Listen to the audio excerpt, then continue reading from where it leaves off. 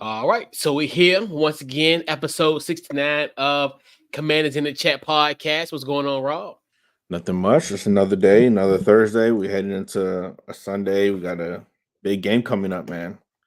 Yes, and we deemed this the title of this episode as "Season on the Brink." We're not talking about the Indiana Hoosiers movie that was on ESPN years ago, but it has somewhat of a similar feeling as far as a must-win game in a sense. So, yeah, we definitely got a great show lined up. So we're gonna definitely talk about last week's loss, Jonathan Allen, and then we also know that the trade deadline is on Tuesday. So, when we come back next Thursday, some guys may not be on this football team. And then also we'll preview our matchup against the Philadelphia Eagles. So first, we got definitely talk about our unfortunate loss to the our NFC East brethren, New York Giants, 14-7.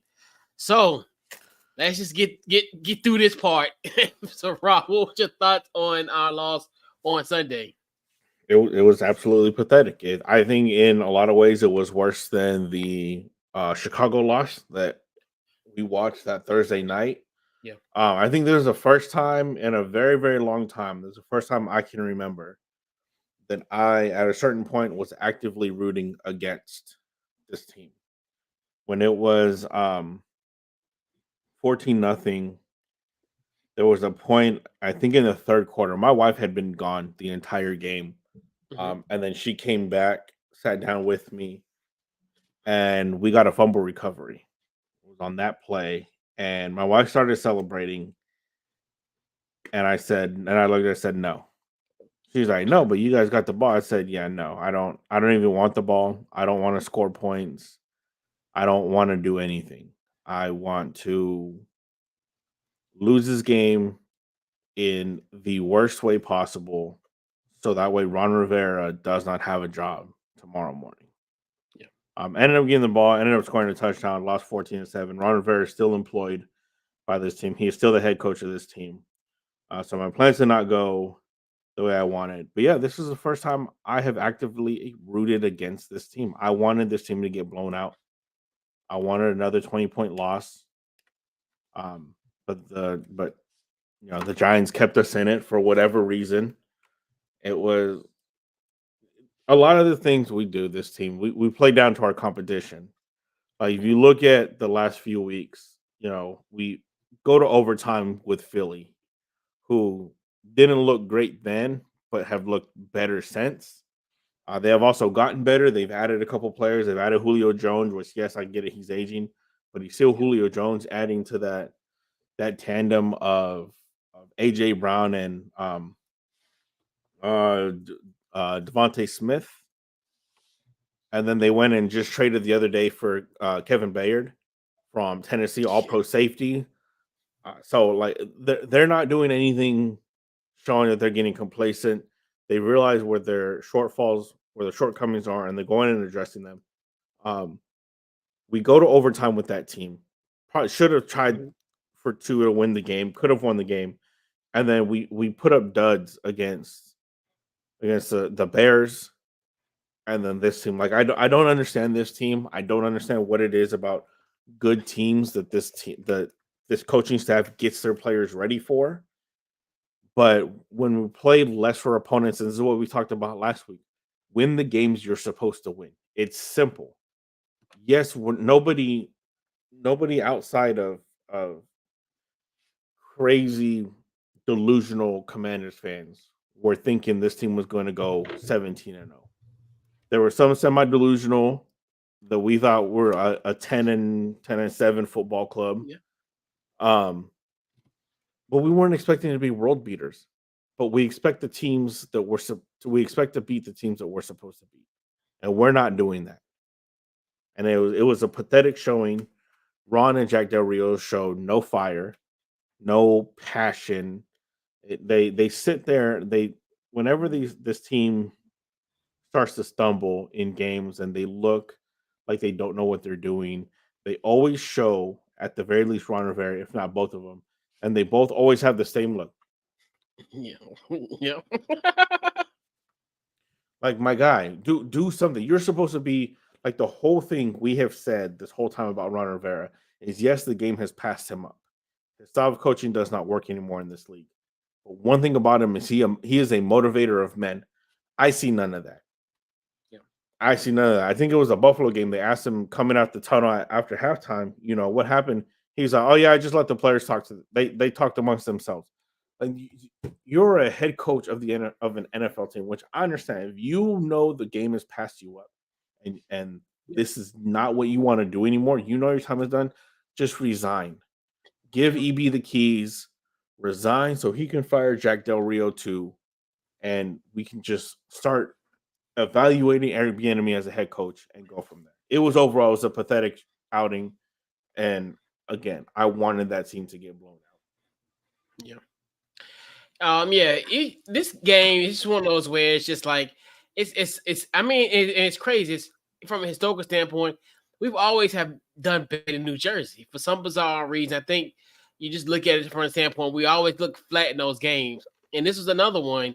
And this is where I just, for the life of me, I couldn't understood this offense that went 1 for 15 on third down. And I'm thinking to myself, there's no way on earth you're going to win a football game. And the crazy thing about even with that, you lost by 7 points. Yeah. And so that's the crazy thing about it. And then, like you said, you really got the points based off that fumble, that muff pump, that fumble recovery from the point. So you just look at it, this team just did not come out, like you said, tough and aggressive. This isn't a team, and it's funny, I was talking to him about it when we talk about the Commanders today.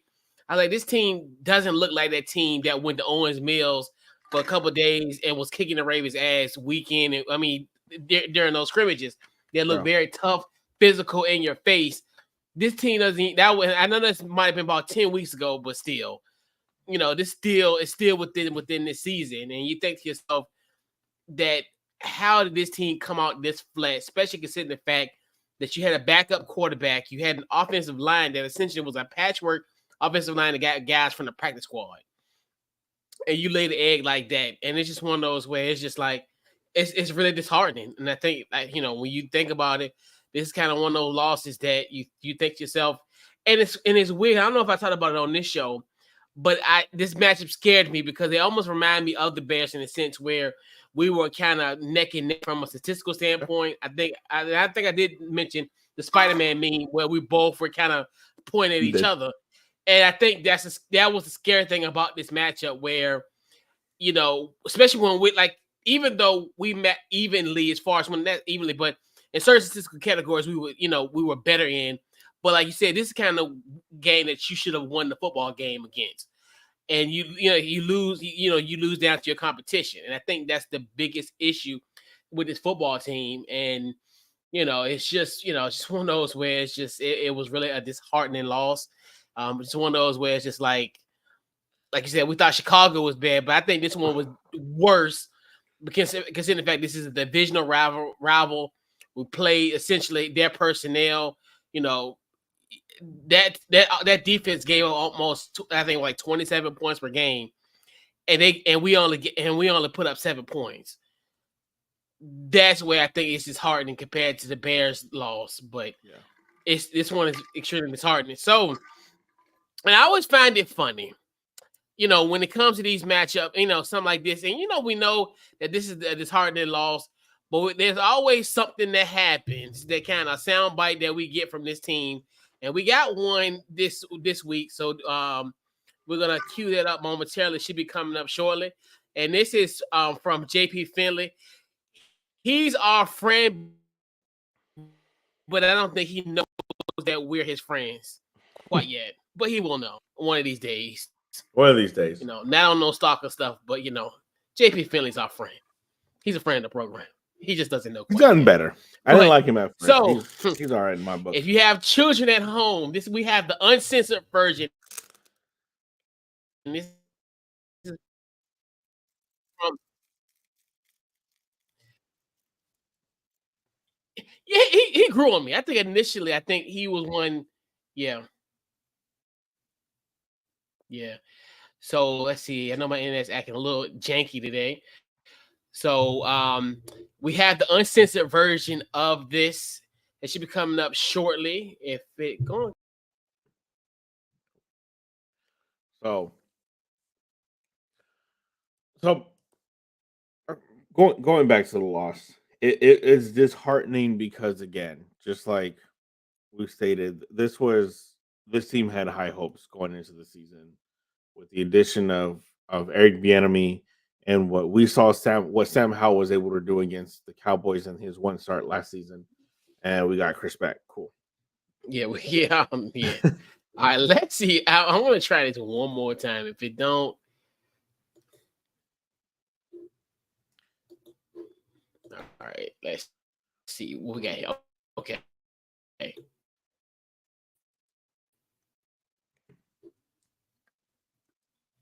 Let's see. Come on, internet.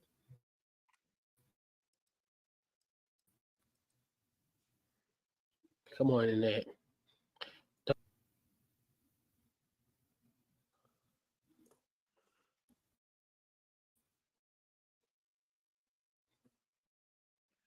All right, there we go. All right, so we'll play it down. So just a disclaimer: there is some foul language in this one. So you got kids at home, cover their ears for 33 seconds. We're gonna play it right now. Evaluation like after a loss like that?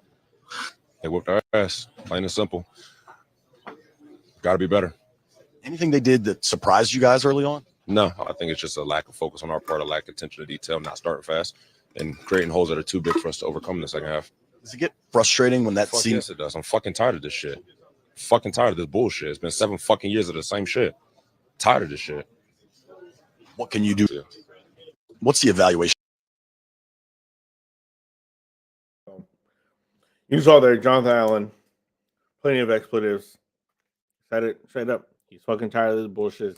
It's been the same for the last 7 years since he got drafted. There's been one good season since he's been drafted that they won the division back in 2020, the COVID year. But yeah, I mean, I love that he said it. I love that he interrupted JP. JP didn't even get to finish his question. But yeah, he's frustrated, and what it tells me is Ron Rivera has lost the locker room. These guys don't believe in him anymore. These guys don't trust him. They don't want to go to war for him. Not like what we saw in 2020, went towards especially the defense. In the back half of the season, that team was ready to fight for him, ready to go to war for him, especially with him battling the cancer that year. Like there was just a lot of motivation, a lot of love for Ron Rivera that year, and I would say the 2 years after that too, because both went on 4-game win streaks each of the last 2 seasons. Um, but now that Jonathan Allen is using those words, that comment at that point in time, yeah, Ron Rivera's lost the locker room. And why this man still has a job, I don't know. But I'm not Josh Harris or Magic Johnson. Yeah, and I think it's just more so. I think it's going to be a formality. I think it's just going to happen. I think it's just more so. It's not going to happen on our timeline in the sense where we think it should be an imminent firing. But I think they're just going to allow that to kind of essentially play out. But yeah, I think that's one of the things where it's when a guy like a Jonathan Allen is fed up. That's your ring the alarm. I think he's somebody who, when you think about it, in the 7 years he's been here, he's been by far like one of the most quietest guys on his football team. Like you said, he's been around through the bad, good. Well, has there really been some good times? I mean, maybe 2020. Right. You think about it, but as far as he's never complained about any of this, and I think you see how that loss, and coupled with everything else these last couple of years, have compounded, and it got to a point where he was extremely disappointed in this. And I think that's one of those where you really think to yourself, it's really bad. Like you said, they lost his locker room because you got a leader like that who normally does, he's a leader by example. But something like that, it shows me it's that locker room is has lost complete faith in with Ron Rivera, Jack Del Rio, and the staff. So yeah, that's alarming. Yeah, like you said, Jonathan Allen's been one of the quieter people on this team. He's definitely not a DJ Swearinger type person. We saw what happened with him when he made Yeah. comments about Ron or Jay Gruden. Yeah. Um, but not with him saying it the way that he did. You know, it's inevitable. I just wish, and we're about to get into the whole trade deadline right now. But I think this would have been a good time to kind of clean house, get rid of Ron, get rid of Jack, get rid of Martin Mayhew, and just kind of start over. Which I guess is a good segue into the trade deadline because then you can start shipping players out and getting max dollars. Because I think Ron Rivera, he's gonna lie to his team and he's gonna lie to himself and say that he still has a chance to at the very least make the playoffs. Which statistically, mathematically speaking, yes, you're only a game out of that last wild card spot. But let's be honest, looking at Yeah. the schedule we have coming up, um, I joked a couple weeks ago saying that we had two more wins on our schedule, which was both the Giants. I, I I I wouldn't be surprised if we watched our last win 2 weeks ago against Atlanta. Yeah. And yeah, I think he's gonna get to a point. We'll talk about it momentarily, but yeah, I really, when you sit down, you gotta think to yourself. This, I think, I did this on Couch Coach Live one day. We would just talk about the trade deadline and stuff. Like this is gonna be a situation where Washington gonna have to look themselves in the mirror and be like, especially if they lose Sunday against Philly, you're 3-5, you're 0-3 in the NFC East. Like it's one of those where. And like you said, you have the toughest part of your schedule. Obviously you got the Patriots. You gotta go west and play Seattle, then the Giants, and then a short week from the Giants, you got the Cowboys, and then you gotta play the Miami Dolphins. Then you go to LA, and it's a bye week. You still got some. You still have to look at it from a standpoint of, hey, if you fall on Sunday, that's when you, like you said, that's when you gotta look at yourself Sunday at 4 o'clock or whatever, or you sit on that 30-minute plane ride. I think we need a clean house. Yeah. And it's got to that point where you don't, especially at this point, especially if you want to sweep the Giants, if you get swept by the Eagles, the team that you're in essence as opposed to kind of model your game after, because they've been essentially the most consistent team in this division as far as wins and dominating this division. So you look to me, that lets me know, okay, we're not even close to them. So we got to do something. We got to rebuild this football team. And the first thing, like you said, you do now is you have that trade deadline. I call it the yard sale, in a sense, where Yeah. hey, you just gotta clean your house. Clean your house.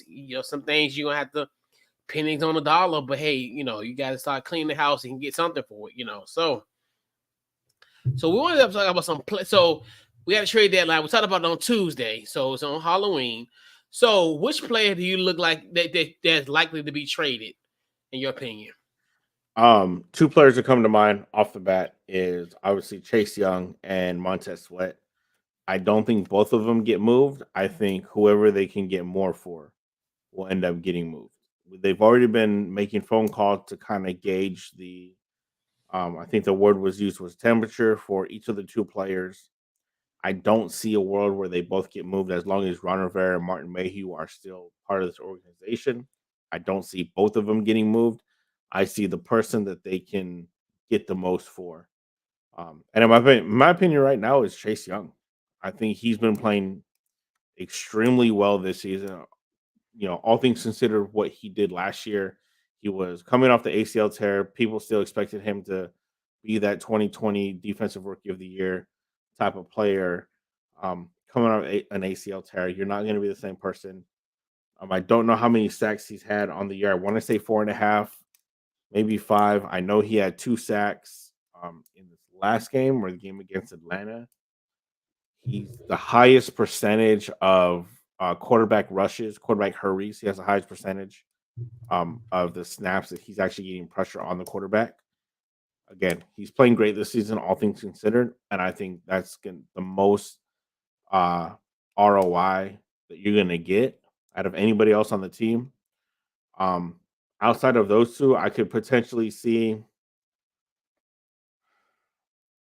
I don't know who would want any of our players. Antonio Gibson will probably get like a conditional 7th round pick that if he plays a certain amount of snaps for whatever team, it'll just turn into a 6. But we're not going to get much for Antonio Gibson, especially with Chris Rodriguez getting more carries last week. He's showing that he could be a viable back. I think Antonio Gibson's time is done, so I think he'll definitely be on the move. Um, I hope that this team makes some moves for an offensive lineman, a good one. But as far as trade away players, Chase Young, Montez Sweat, and Antonio Gibson. Yeah. It's just weird because I know I don't say I think it more so like it might have been like a post more than that sort of an article. But I was hearing like people, as far as they could get more from Montez instead of Chase. Which a part of me is like, I don't know if that's true or not. Maybe that's like a smoke and mirror type of situation. But I definitely think, one of those where I can see where, like, because they're pretty much saying like Chase isn't getting any type of calls, like nobody really wants him. But I'm like, no, not with that, not with what he's doing. It's like somebody, but ain't nobody saying who, who's making those phone calls or who making those trades. Like I said, I think it's more so whoever you get the best compensation, more bang for your buck in this sense, that's gonna be traded. Either like say, I think it's either gonna be Montez or Chase. Yeah, I think that's what ultimately happened because obviously, the way you look at how the salary cap in a sense kind of look is you wouldn't be able to keep both. So it's one of those where it's like, okay, one we're gonna have to, we'll sign one to a long term deal, and then wherever Montez or Chase or whoever goes, they'll be able to sign that long term deal with someone else. So yeah, I definitely think, especially if we lose on Sunday, I definitely can see us doing some trades. And like I said, I think that'd probably be the blockbuster one where we'll get the most out of our return. Like you said, I do see some guys that potentially could get dealt, like you said, for pennies on a dollar in this case. So yeah, so it's definitely gonna be an interesting trade deadline and kind of see where this team look at themselves from a self-identity standpoint. So yeah. So we gotta talk about we got a game on Sunday. So we'll talk about our matchup against the Philadelphia Eagles and 1:00 kickoff. So what is your storyline to watch in this game? The same storyline that I've had 2 of the last 3 weeks is how is this team gonna bounce back? The loss against Buffalo bounced back with an overtime loss to Philly. Still a loss, but the way the team fought and that final drive to get it to overtime, it showed a lot about what we thought at the time this team could be and what the team was made of. That was a good bounce back game. Lost after Chicago on that Thursday night game, turn around, go down to Atlanta, handle business there, hand Desmond Ritter his first ever home loss as a starting quarterback in college or pros. Um, and that's what I'm looking at this week. How is Eric Bieniemy going to bounce back? He had a terrible game plan last week that just wasn't working. Did not put Sam Howell in great positions to really be successful. Didn't do that offensive line any favors, and at the very least, masking their incompetency. So, how's Eric Bieniemy going to bounce back after the game he had last year or last week? The game plan that he installed last week, and same with Ron Rivera and Jack Del Rio. How are they going to adjust? How are they going to bounce back in when it comes to coaching? Just bouncing back, this team has to do something because, like we've been saying, if you lose to this team and if you lose to this team, the way that we can see it going Yeah. in an embarrassing fashion, don't don't even like. I would tell Ron, don't even worry about going home Sunday night. Just clean out your office, turn in your badge, because if it's an embarrassing loss, like a 20-point blowout, 20+ point blowout, I want Ron Rivera to experience what Jamal Adams went through when he was with the Jets. I want him to show up, and his key does not work. He can't get in, and security got to be like, hey, sorry, big dog. You gotta go. Yeah. I think when you look at it, almost like a rematch of our October the 1st matchup, where I think a lot of us, as far as, oh, well, we'll get them back. We got him at home October 29th. This is show and prove that, hey, let them know that that October 1st game was somewhat of a fluke. Hey, we can still beat this football team. Like, few things that would have went our way, we could have potentially won this football game. And this is a game that is within your grasp. You can, and that's to kind of save your season at this point. I mean, 4-4 is a lot better than being 3-5. And I know that's only a 1-game difference, but that means a lot, especially going into the month of November. You want to get it to a point where you want to be as in within striking range. And I know we're not, like I said, I'm not. We talked about the Lulus of the world where 17-0s and all that stuff. But if you're at 4-4 in the month of November, you're putting yourself in a better predicament. So to me, yeah, like I said, we talked about season on the brink. I know it's just 1 game, but this could be one of those things where it could turn the tide because, at 4-4, you're still, even though there were some games that you think to yourself, oh man, we could have handled it. We could have been, a 6-win team at this point or what have you, but we're not. So it's just one of those where, hey, just get yourself in prime position. I mean, I know everything that went wrong. But at 4-4, you can still ride this ship. Yeah. So this is where, and we talk about, like I say, every week, we say these type of games that's going to show us the resolve of this football team. And this is going to be one of those where, hey, if you come off flat, like you said, if it's a 20-point loss, then we know ain't no savior at this point. Yeah. Like you said, the Atlanta games kind of quelled the situation with the Bears on Thursday Night Football. A win against Philly, Philly will quell that loss against the Giants last week. So we gonna really find out about this football team. Week in and week out, we had tests and we failed the test. So can we pass the test this week? Right, in miserable fashion. Yeah. So which player on the Commanders do you look at will have the biggest impact for us when in this matchup? And if this team wants any chance to win this game, Terry McLaurin has to be a focal point. He needs to get he needs to get half the targets, half the throws. He needs to be first look at the very least. Because I wasn't able to find the numbers, the exact numbers for him against Darius Slay. But I know he does well against him. He did well against him last year. I know head to head with Darius Slay, Terry McLaurin has the upper hand.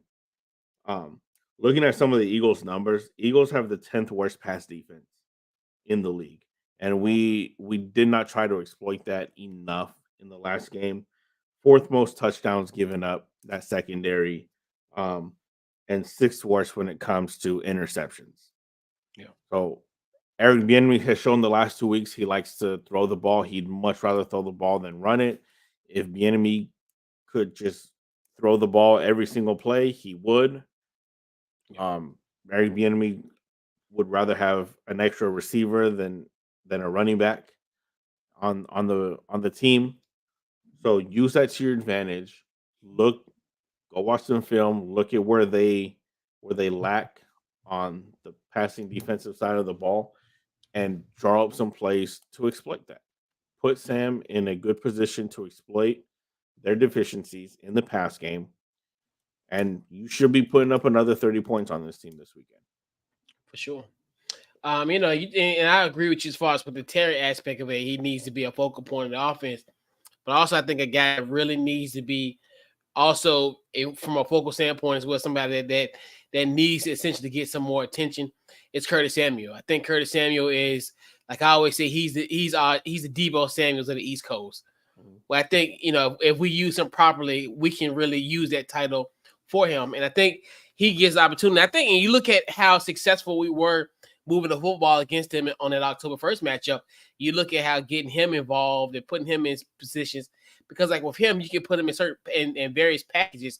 He could be your Swiss Army knife on offense, and that'll definitely help alleviate some pressure from for Sam Howell, especially if especially with him, if he has, he don't really has 2.5 seconds in that pocket.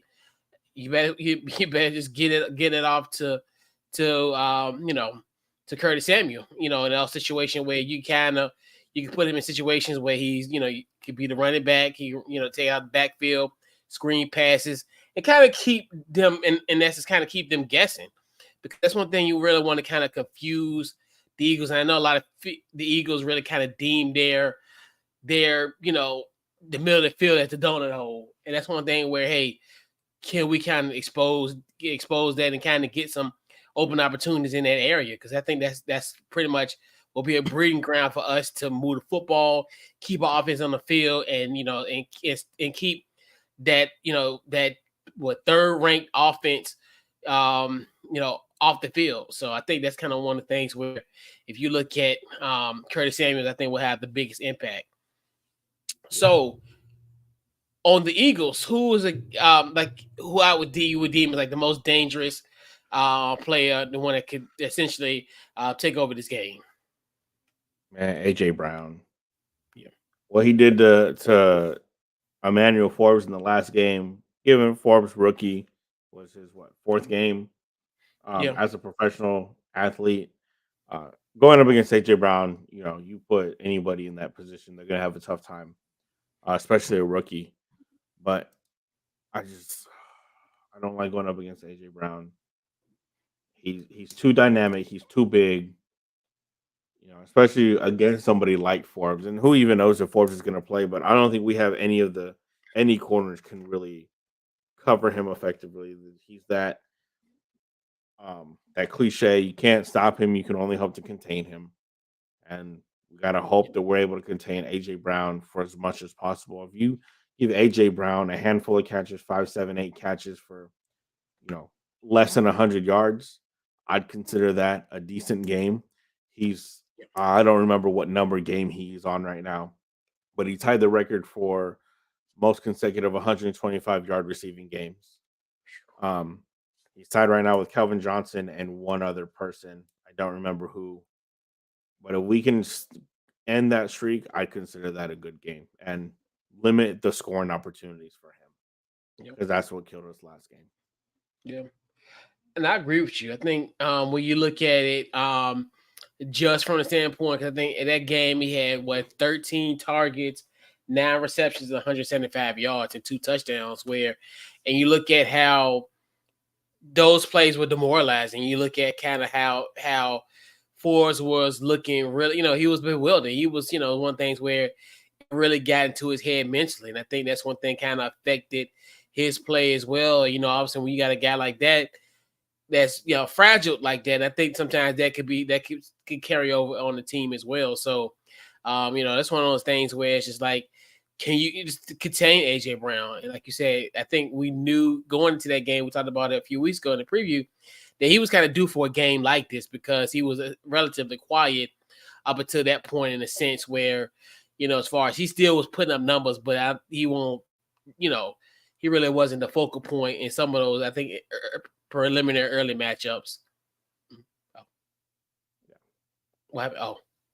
But yeah, he's dangerous. Yeah, he's gonna be one where I think he can really demoralize secondary. So that's one where if he can demoralize that secondary, that's gonna be that'll be a huge blow for us. So keys to a Commanders win, if there is a win to get in this game, what you got? I mean, I can't say anything that we haven't said for the last basically 69 weeks that we've been doing this show. Right. Like, I don't know what else to say. Start fast, establish the run game. Because here's the thing, even though the Eagles have a great run defense, you still want to establish the run because you're going to be able to get some runs between Brian Robinson and Chris Rodriguez, and throw Antonio Gibson in there. You'll be able to break off 1 or 2 runs, but use that run game to set up the play action to exploit this 23rd ranked pass defense. Yeah. Like, I cannot stress enough. You look at what the other team does not do well and take advantage of that. That's the one thing this team refuses to do. They do not lean into the deficiencies of the other team. You have to start fast, establish a run game to set up the play action, and attack that pass defense. There's not much else I can say. I mean, we're in the words of Steve Smith, we're just a couple of Jags. We're just a couple of guys who sit on the couch and watch for fun. Like, we should not be able to come up with something as simple as basic that this team should be able to, like, these coordinators should be able to see that from a mile away. Yeah. And like you said, it's simple and it's elementary, especially for this personnel where, yeah, you need to get out to a fast start. That's when you look at it and, like you said, this is what they did essentially in that October 1st matchup. You know, they got out to an early start, but then obviously I think their biggest lead was like 17-7. They let Philly kind of come back in that second half. But yeah, I definitely think you look at it from the standpoint of and elementary. I think one thing too is you got to convert on third downs. I mean, like I talked about last week, we were 1 for 15. You gotta have a situation where you gotta keep our offense on the field and keep going and matriculate the football down the field. That's one of the main reasons how you can beat this football team, because we're not gonna be so lucky playing a Giants team where we could do that and only give up 14 points on offense. If we play like we did, if we play like that, like we did this week, the Eagles will be liable to score 40, 50 points on us. Yeah. If we have the same type of offensive issue. So I think, to me, in my personal opinion, that, and you really, and the thing is, I still say you let Jalen Hurts throw that football. He's acceptable to get some interceptions. And I definitely think you look at that Giants game where, and that's the thing too, create some turnovers. Because I think that's another thing where when you create turnovers, you give yourself an opportunity to get the ball more, and you give yourself an opportunity to keep the Eagles offense off the field while you're over here just kind of mastering the offense and getting that defensive front that and that defense tired for Philly, because obviously we know their depth and stuff. You want to get these guys tired. You want to get to a point where you see that fourth quarter where they buckling under pressure. They fatigue. They're worn out because our offense been on the field for a considerable amount of time. But Washington and like you said, we give them keys weekly, and they just throw the keys in the river. It's just like it's like you said, the Jags have spoken. The Jags have told you what to do. They're just like, you know what? Throw it in the river and throw away the key. So abandon your plans all you want, but Hey, what do we know? And that's crazy. I remember when Ron Rivera first took this job, he in his press conference, he said that he instills in his players to just listen to him, do things his way, and you're going to be winners. And if you're not, it's on him. And we have been whatever the opposite of winners are for the last 4 years. Yeah, losers.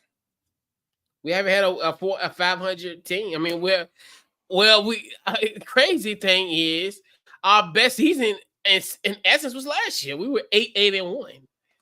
So that was crazy. His best record. His best record was 8-1.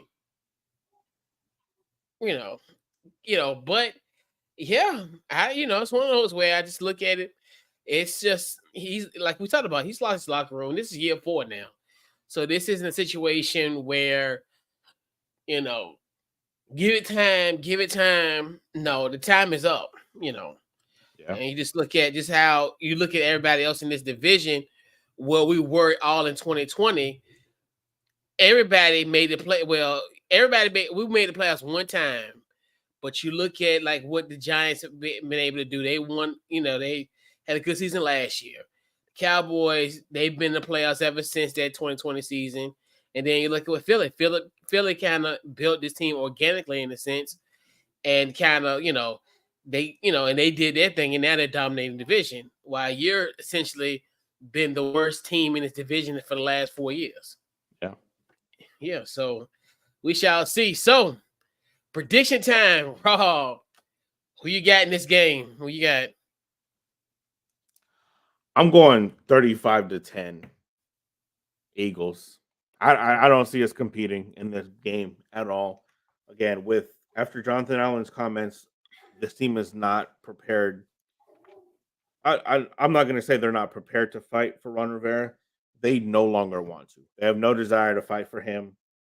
I think they are in the same boat as us, and they're just waiting for him to get fired or waiting for him to resign. And if that day doesn't come until January 10th is the day.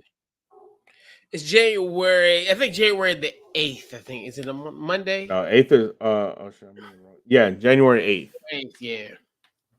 Yeah. They're just waiting for January 8th, like the rest of us, and I think we all hope that January 8th comes sooner rather than later. Absolutely. Yeah. And it's funny because I we've always had these superstitions, reverse psychology situations. I think that the Eagles will win this football game. I think they're gonna win this game by the final score of 37-21. I don't think Washington have enough. I don't really they don't have fight in this team. I mean, it's one of them where it's like you can tell, and I know they're gonna say, "Oh, we had a good week of practice." Yeah, I will hear that, at some point, but and from a historical standpoint, we haven't done well against Philly at home, and I don't think this is gonna be one of those things where this is going to be a situation where it won't be an exception to the rule. I think we're gonna, unfortunately, the sellout crowd will at this time we'll lose by 16 points in this matchup. So yeah, I definitely think. Unfortunately, it's the first time of the season that I'm picking against the Washington Commanders. So, yeah, prove me wrong. Hopefully, I hope this reverse psychology kind of works. We've done that years ago.